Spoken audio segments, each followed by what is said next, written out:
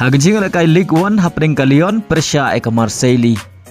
Haba pai syakare ka jing lekai ka Marseille ka lakhori ka namjop hadin magalala ban pelim selit ya ka Lyon dan laila ar wadla ka hap ini lekai satang si peungut nadu ka Minit ka basan hadin ka jing yor ka du player ujongka badia ka gol Pynjop jong ka Marseille la yo ban Thep hashwa ban kot ka jing lekai kata ha ka Minit ka bakhandai peu plusan.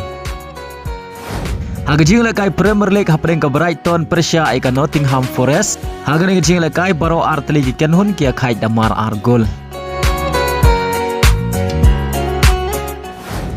Hagajing lekai La Liga hapring ka Rayo Vallecano Persia eka Atletico Madrid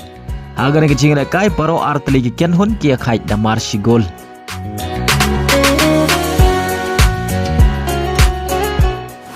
Hagawai par ka jing lekai La Liga hapring ka Real Betis Persia eka Mallorca haba pai syakane ka jing lekai ka Mallorca kala khori ka namjop hadin bagalala ban pelim salit ya ka Real Betis da ar la kawai badia ka gol Pynjop jong ka Mallorca la yo ban Thep hashwa ban kot ka jing lekai kata ha ka Minit ka bakhandai peu plus lai lengbau Fernandes.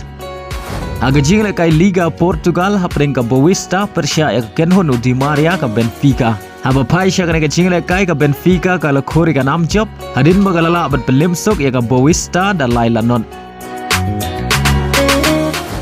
Hagajing lekai Indian Super League hapring ka Mohun Bagan SG Persia eka North East United hagani ka jing lekai ka Mohun Bagan SG kala khori ka namjop hadin bagalala ban pelim salit ya ka North East United da laila ar badia ka gol Pynjop jong ka Mohun Bagan SG la yo ban Thep hashwa ban kot ka jing lekai kata ha ka Minit ka ba pra penyau.